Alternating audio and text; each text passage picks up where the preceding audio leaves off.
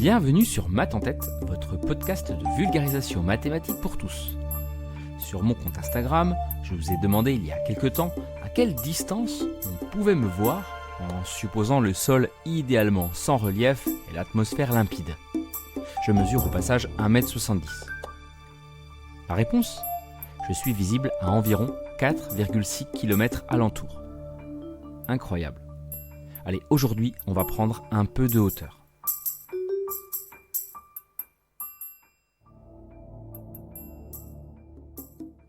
Pythagore. Ah, Pythagore. On a tout dit sur Pythagore. Le nom, le mythe, le théorème. Au collège, il peut rimer avec sueur froide pour certains élèves. Pourtant, au-delà de son utilisation, c'est avant tout une brique de notre culture scientifique commune qu'on pose là. J'en parle dans une de mes minutes mathématiques de l'été dernier. Il n'est pas trop tard pour aller les écouter. Dans un triangle rectangle, la longueur de l'hypoténuse, le plus grand côté celui qui est en face de l'angle droit, est égale à la somme des carrés des longueurs des deux autres côtés, bordant l'angle droit, ceux-là. Ça, c'est pour le théorème qui porte son nom. Et qu'il n'a pas inventé d'ailleurs. Comment ? On retrouve des traces de l'utilisation de ce qu'on appelle maintenant communément la corde à 13 nœuds, et donc à 12 intervalles, qui permettent de créer aisément un triangle rectangle lié au triplet pythagoricien 3, 4, 5. On retrouve donc des traces de cette corde à 13 nœuds depuis au moins 6000 ans pour faire des angles droits. Certains évoquent cette corde d'arpenteur du temps de la construction des pyramides d'Égypte. Bien avant Pythagore lui-même donc. Mais si on dépassait un peu tout ça, prenons de la hauteur. Tiens d'ailleurs, je parlais des pyramides.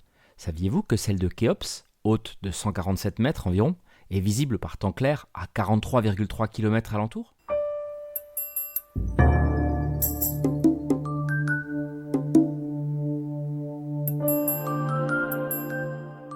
Plaçons-nous dans un contexte de modélisation idéal, à savoir pas d'obstacles et des conditions météorologiques qui offrent une visibilité optimale.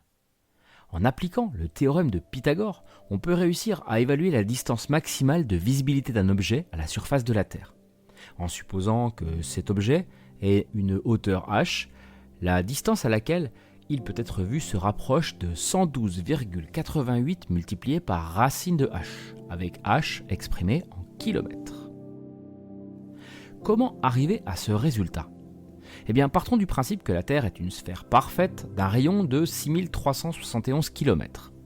On peut facilement modéliser un triangle rectangle dont les sommets seront le centre de la Terre, la position de l'observateur, imaginons-le donc à une hauteur h, et le point du sol le plus lointain observé sur l'horizon. On se retrouve donc avec un triangle dont les dimensions sont 6371 et D pour les côtés bordant l'angle droit, D c'est notre distance donc, et 6371 plus H pour l'hypoténuse. Le fameux théorème de Pythagore nous amène rapidement à D qui vaut racine de 12742H plus H carré.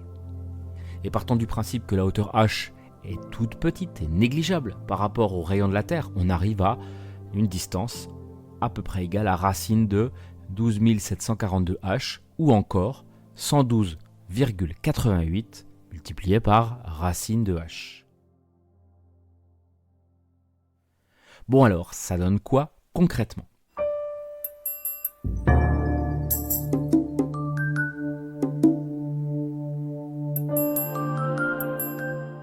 Vous vous rappelez de la pyramide de Khéops ? 147 mètres de haut. Eh bien, 112,88 multiplié par racine de 0,147, ça fait environ 43,3 km. Et moi, alors ? 112,88 multiplié par racine de 0,0017, mais 1,70 m, ça fait environ 4,6 km. Mes yeux, situés à environ 1,6 m du sol, peuvent donc voir, en l'absence totale d'obstacles, jusqu'à une distance théorique de 4,5 km.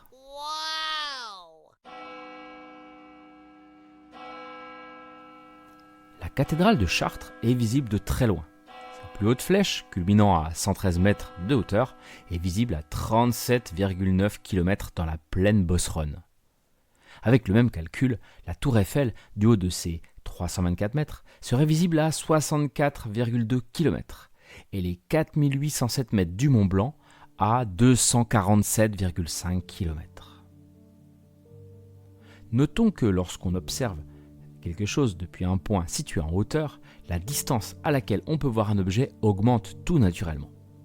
Et si on appelle h la hauteur de l'observateur et k celle de l'objet à observer, on arrive rapidement à une estimation de cette distance égale à 112,88 racine de h plus 112,88 racine de k.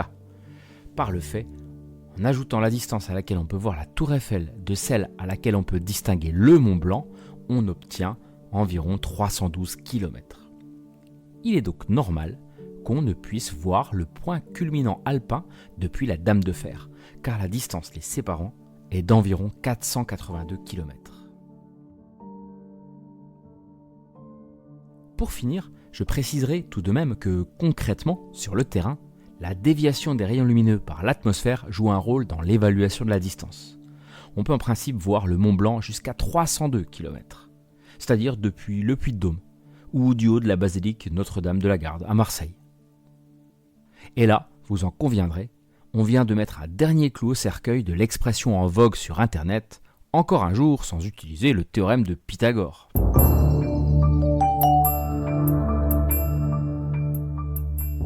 Merci d'avoir écouté cet épisode aérien. Pour le faire rayonner, votre soutien est capital.